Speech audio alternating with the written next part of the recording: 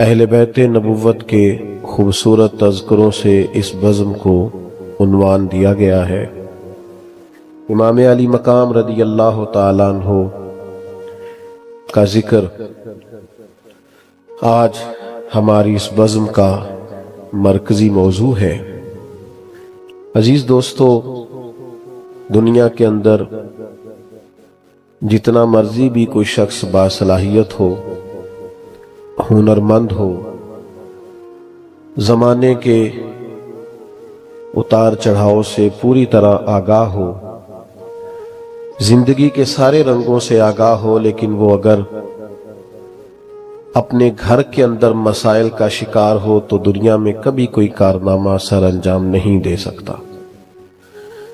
جو لوگ آپ کو مختلف محکموں میں پریشان نظر آتے ہیں اور ان کے چہروں پر آپ کو اداسی دکھائی دیتی ہے، اور بعض جگہوں پہ ان کے لہجے تلخ بھی آپ کو ملتے ہیں، تو بنیادی وجہ یہ ہوتی ہے کہ ڈھیر سارے لوگ اپنے گھر سے پریشان آتے ہیں۔ جانے کس عمر میں جائے گی یہ عادت میری، روٹھنا اس سے تو اوروں سے الجھتے پھرنا۔ انسان اپنے گھر کے ماحول میں اگر تکلیف کا شکار ہو تو وہ باہر کیسے کوئی کارنامہ سر انجام دے گا۔ نبی رحمت صلی اللہ تعالی علیہ وسلم کی اولاد پاک کی محبت دین میں ضروری قرار دی گئی۔ لا اسألکم علیہ اجرا الا المودۃ فی القربى۔ محبوب علیہ السلام آپ ان سے فرما دیں کہ میں تبلیغ دین پر تم سے کوئی اجر نہیں مانگتا، ہاں میرے قریبیوں سے محبت کرتے رہنا۔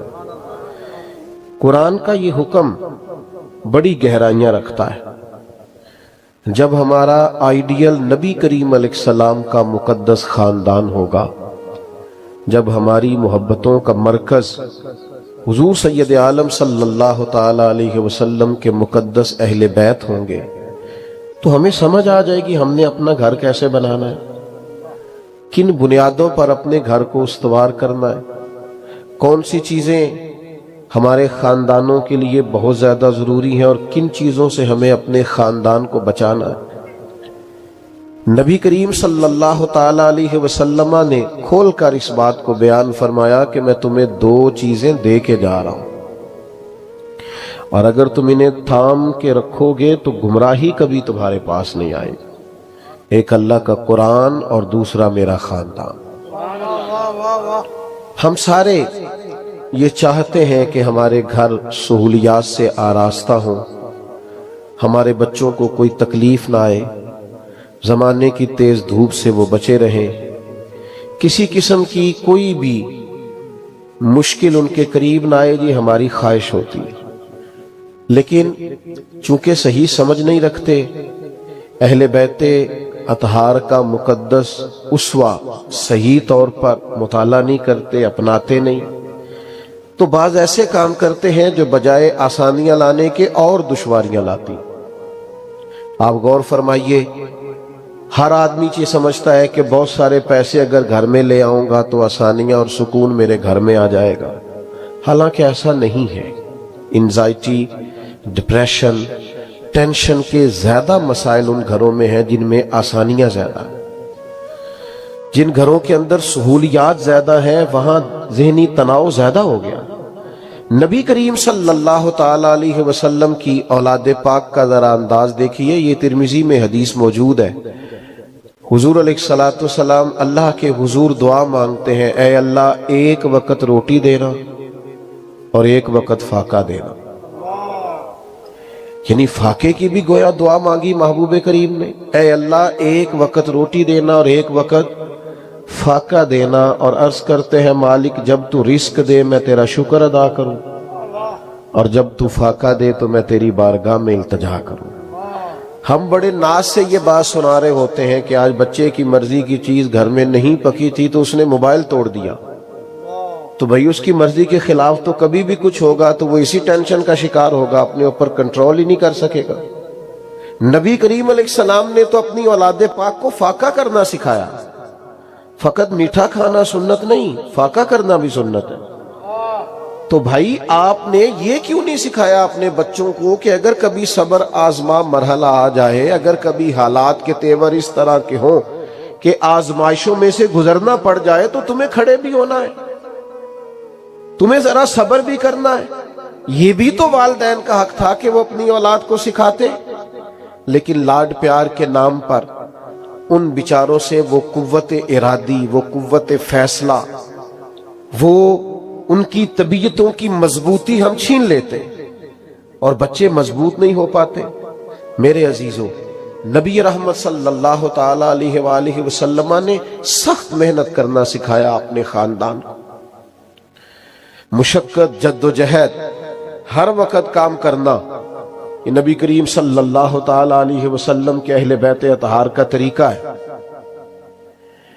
آپ کو ہر دوسرا تیسرا آدمی یہ کہتا ہوا ملے گا کہ دعا کریں، میری بیٹی اپنے سسرال میں بڑی تکلیف میں، وہ بڑی آزمائش میں، اور بہت سارے لوگ اس پریشانی کا اظہار کرتے ہیں، اور چونکہ بیٹیوں کا معاملہ بڑا نازک ہوتا ہے تو بہت سارے لوگ یہ بات کرتے کرتے ان کی گفتگو آنسوؤں میں لپٹ جاتی، درد بڑا گہرا نظر آتا ہے۔ پر آپ اتنے سارے لوگ یہاں جمع ہیں، کیا کوئی شخص یہ بتا سکتا ہے کہ اس کی بیٹی سسرال میں اتنا کام کرتی ہو کہ ہاتھوں پہ چھالے پڑ جائیں؟ کیا کبھی آپ نے یہ سنا ہے کہ اتنی مشقت کرتی ہو کہ اس کے ہاتھوں پہ محنت اور مشقت کے نشان نظر آئے؟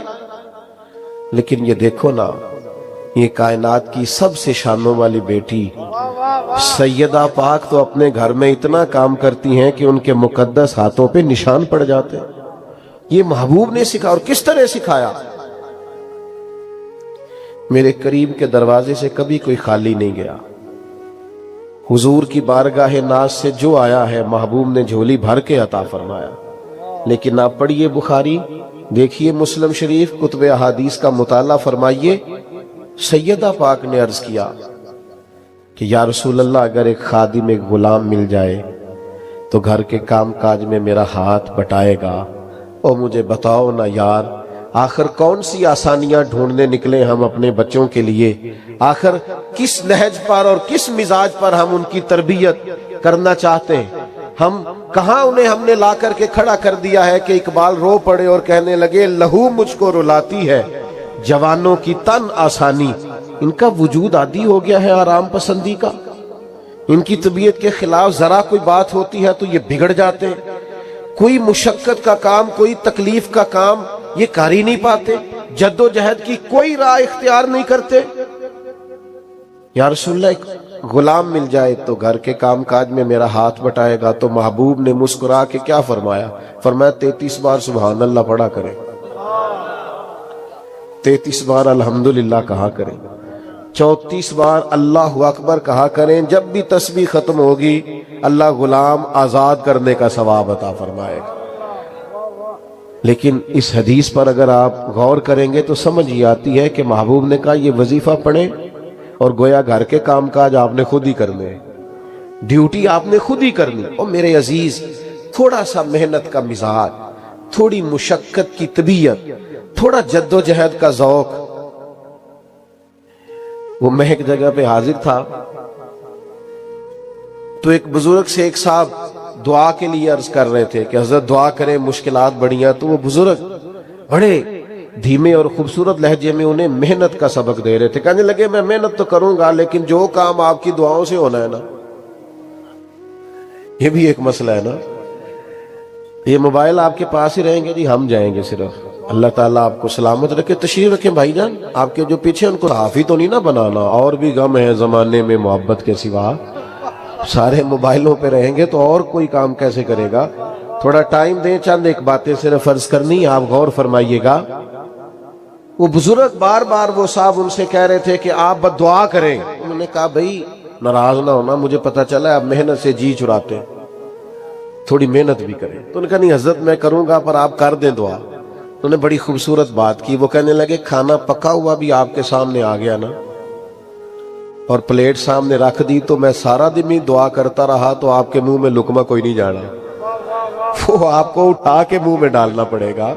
اس لیے کہ یہ تو دعا کی جا سکتی ہے کہ یا اللہ یہ رزق اس کو حلال عطا فرما اور یہ اس کو صحیح طریقے سے ہضم ہو جائے اور یہ اس کے وجود کے لیے طاقت بن جائے، لیکن وہ اٹھانا آپ نے خود ہی ہے اور چبانا آپ نے خود ہے۔ محنت نہیں کرتے، جد و جہد نہیں کرتے، کام نہیں کرتے۔ اپنے اکابرین کی محنت، جد و جہد اور مشقت کے تذکرے کرنے کا کیا معنی؟ جب آپ محنت ہی نہیں کریں گے، جب آپ کاوش ہی نہیں کریں گے، جب آپ قدم ہی نہیں ہٹائیں گے، جب آپ چلیں گے نہیں تو منزل کیسے آئے گی؟ ملت کے جوانوں، ایک پیشہ برا ہے، وہ ہے کسی کے سامنے ہاتھ پھیلانا۔ باقی جو کسی گلی میں جھاڑو دے کے بھی رزق کماتا ہے، بڑا عزت والا آدمی۔ محنت کا مزاج بناؤ، یہ حضور علیہ السلام نے اپنے اہل بیت کو سکھایا ہے۔ اور کبھی کسی کے حصے کا لقمہ ہمارے بچوں کے منہ میں نہیں جانا چاہیے۔ یہ نہیں ہو سکتا کہ کسی کے بچے روتے رہیں اور آپ خوشیاں کسی کی اٹھا کے آپ اپنے گھر لے آئیں اور آپ کے بچے ہنسیں گے، یہ ہو نہیں سکتا۔ آپ کسی کا حصہ اپنے گھر لے آئیں اور پھر کہیں کہ چین کی نیند آئے، یہ کیسے ہو سکتا ہے؟ کہ دیکھیے نا اہل بیت نبوت کا اسوہ نور کیا ہے۔ امام حسن مسجد شریف میں تشریف لائے تو صدقے کی کھجوریں پڑی تھی، ایک کھجور اٹھا کے منہ میں رکھ لی۔ یہ حضور نے ہمیں منج دیا ہے اپنی اولاد کی تربیت کا۔ اللہ کے محبوب نے منہ میں انگلی ڈال کے جرات کرے نا آپ دوسروں کے حصے کے لقمے جو اپنے بچوں کے منہ میں دے رہے ہو، صرف یہ کہ تمہیں بات صحیح سنانی آتی ہے، صرف یہ کہ شیشے میں لوگوں کو اتارنا آتا ہے، صرف یہ کہ لوگوں کی کمزوریاں ہمارے ہاتھ لقمے نہ لائیں جو کسی اور کا حصہ ہے، ورنہ نیند میں سوراخ ہو جاتا ہے۔ ورنہ ایسی ساری کولنگ بھی ٹھیک کرے تو وہ نیند نہیں لا سکتا۔ میرے بھائیوں، تیسری گزارش آپ کی خدمت میں یہ کرنی ہے کہ اولادوں کے اندر یہ جذبہ پیدا کریں کہ وہ میدان میں کھڑے رہ سکیں۔ یہ کہنا کہ بیٹا گلی میں لڑائی ہو رہی ہے تو اپنا دروازہ اندر سے بند کر لے، وہ ہماری لڑائی نہیں ہے۔ میرے ابا جی کہا کرتے تھے کبھی کبھی پڑوسیوں کی آگ اس لیے بھی بجھا دینی چاہیے کہ اگر ان کی نہ بجھی تو ہمارے گھر بھی آ جائے گی۔ کبھی کسی پر ظلم اس لیے بھی روک دیا کرو کہ اگر اس پر ظلم ہوتا رہا تو ظالم مضبوط ہو جائے گا، پھر وہ کسی کو معاف نہیں کرے گا۔ بچوں کو طاقتور بنائیں، ان کو جینا سکھائیں۔ آج فیشن ہو گیا ہے چھپکلی دیکھ کے چیخے مارنا، کاکروچ دیکھ کے چیخے مارنا، یہ برگر فیملی کی علامت۔ جی گھر میں چیخے، ہم جی بڑے نرم و نازک لوگ ہیں تو چھپکلی آ گئی تو بچے چیخے مار رہے ہیں۔ یہ بچے میدان میں کھڑے ہوں گے، آپ ڈٹیں گے، آپ ان کو لے کے زندگی میں کوئی مشکل سر کریں گے، یہ کیسے ہو سکتا ہے؟ رنگ تو اس طرح کا ہونا چاہیے کہ جب بلوانیوں نے پورا حملہ کر دیا تھا اور حضرت عثمان غنی رضی اللہ تعالیٰ عنہ کے کاشانہ نور کو گھیر لیا تھا تو سب سے زیادہ خطرے والی جگہ دروازہ تھی۔ حضرت مولا علی شیر خدا نے اپنے دونوں بیٹوں کو تلواریں دے کر، بچوں کو تلواریں دے کر، خود شیر ہیں لیکن وہ چاہتے ہیں کہ شیر جن کی تربیت کرے وہ بھی تو شیر ہی بنے نا۔ اپنے بچوں کو تلواریں دے کر حضرت عثمان غنی کے دروازے پہ کھڑا کر کے کہا بیٹا ذرا خیال رکھنا کوئی ظالم تمہارے خالو تک پہنچنے نہ پائے۔ تو پھر جرت بھی نہیں ہوئی کسی کو پہنچنے کی۔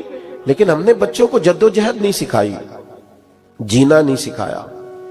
یہ بیچارے ہمارے لاڈ پیار کی چھاؤں کے نیچے اتنے قید ہوئے ہیں کہ زمانے کی کسی ہوا کا بھی اور کسی رنگ کا بھی یہ ذائقہ لے نہیں پاتے۔ میں کیسے عرض کروں، اب چھوٹا آدمی ہوں، اتنے بزرگوں کے بیچ کوئی بڑی بات کروں گا تو جچے گی بھی نہیں۔ بہت سارے لوگ شکوہ کرتے ہیں کہ پیر زادے اور صاحب زادے انقلاب برپا نہیں کرتے، تو بھائی جن کے ٹیشو کا ڈبہ بھی کوئی اور اٹھاتا ہو اور گاڑی کا دروازہ بھی کوئی اور بند کرتا ہو اور جناب جن کے جوتے بھی کوئی اور اٹھا کر کے سامنے رکھتا ہو، آپ ان سے توقع کرتے ہیں انقلاب برپا کرنے کی؟ انقلاب تو وہ لوگ برپا کرتے ہیں جو وقت پر بچوں کو میدانوں میں کھڑا کرتے ہیں، جو جینا سکھاتے ہیں، جو زمانے کے تھپیڑوں کے سامنے کھڑا ہونا سکھاتے ہیں، جو ان کو بتاتے ہیں کہ بیٹا جس کو تیز چلنا ہے اسے پھر سامنے آنے والی مخالف ہوا کا مقابلہ بھی کرنا پڑے گا۔ یہ مت سمجھیے گا کہ جنہوں نے دنیا میں انقلاب برپا کیا انہوں نے ویسے ہی کر دیا ہے۔ جب آپ کو کوئی کام کرنا ہے تو پھر آپ کو سونے کا وقت نہیں ملے گا، پھر آپ کو ڈھب سے کھانے کا وقت نہیں ملے، پھر آپ کو اتنا ٹائم نہیں ملے گا کہ آپ آدھا گھنٹہ کھڑے ہو کے آئینے کے سامنے اپنے آپ کو ہی سنوارتے رہیں۔ مجھ سے ایک دوست نے ایک دفعہ پوچھا کہ کوئی مسئلہ تو نہیں آج کل طبیعت ٹھیک نہیں لگ رہی؟ تو میں نے کہا یار ایک شعر سنا دیتا ہوں، مسئلے دو ہی تھے، عمر بھر حل نہ ہوئے، ایک نیند پوری نہ ہوئی، دوسرے خواب مکمل نہ ہوئے۔ یہ کبھی موقع نہیں ملتا کہ جم کے کوئی 8-10 گھنٹے نیند لے لیں، یہی بڑا مسئلہ ہے۔ بھائی ہمیں کوشش کرنی، ہمیں ہمت کرنی۔ اور پھر چوتھی بات آپ کی خدمت میں یہ عرض کرنی ہے کہ نہ کبھی ان کو بلیک میل کریں اولادوں کو، اور نہ انہیں بلیک میل ہونا سکھائیں۔ وہ بڑا نکما ہے، بڑا بیوقوف ہے، پر میرے بھائی کا بیٹا ہے تو بیٹی تو انہیں عزت تو پھر رکھنی ہے نا، لہذا اسی سے نکاح کر لے۔ آپ کیوں بلیک میل کر رہے ہیں بچی کو؟ آپ اپنا رشتہ بتا کے جس کو شریعت اجازت دیتی ہے، اب اسے کیوں بلیک میل کر رہے ہیں؟ اور اگر قربانی دینی ہے تو اپنی دیں، آپ اولاد کی قربانی کیوں دے رہے ہیں؟ بالکل بلیک میل نہیں کریں، اس طرح کا کوئی کام نہ کریں جو جبر ہے۔ آپ شریعت کے دائرے کے اندر رہ کے ان کی تربیت کریں۔ دیکھیں نا، جتنی چیزیں انسان کو کمزور کر سکتی تھی وہ ساری کربلا میں موجود تھی۔ بھوک بھی تھی، پردیس بھی تھا، پیاس بھی تھی، بچوں کا ساتھ بھی تھا، اور پھر یہ نہیں کہ خالی دشمن نے دھمکی دی۔ امام علی مقام کے سامنے ان کے اہل خانہ کی میتیں گریں، امام نے اٹھائیں، لیکن سبق پڑا تھا نا مولا علی شیر خدا سے، تربیت لی تھی نا سیدہ پاک سے، تو میدان میں کھڑے رہے۔ کوئی چیز بھی حق کے رستے میں رکاوٹ بن سکی تو مضبوط رہیں آپ، کسی طور پر بھی بچوں کو کمزور نہ کریں۔ پانچویں اور آخری بات، اور پھر میں اپنی گفتگو کو اس پر سمیٹ دوں گا، زندگی میں خوب محنت کریں۔ خطاب چونکہ عوام سے ہے، بزرگ تو باتوں کو جانتے ہیں، بہت ساری باتوں کا نچوڑ عرض کر رہا ہوں۔ خوب محنت کریں، خوب جد و جہد کریں، اور اس کام کے لیے جتنی چیزوں کی ضرورت ہوتی ہے وہ ساری مہیا کریں، اور اپنی ساری صلاحیتیں لگا دیں اس کام کے لیے، ڈیوٹی پوری ادا کریں، لیکن پھر عقیدہ توحید بھی مضبوط رکھیں۔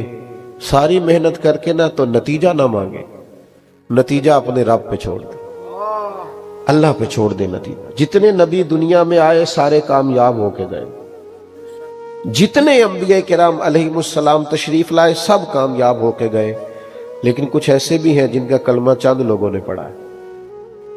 اتنی لمبی عمریں، اتنی محنت سے تبلیغ، لیکن انہوں نے قوم کو یہ بتایا ہے کہ ہمارے ذمہ جو ڈیوٹی تھی وہ ڈیوٹی ہم نے ٹھیک دی ہے نا، ہم نے آذان وقت پہ دی ہے نا، مسجد وقت پہ کھولی ہے نا، باقی نمازی تو اللہ بھیجا کرتا ہے، وہ آ جاتے۔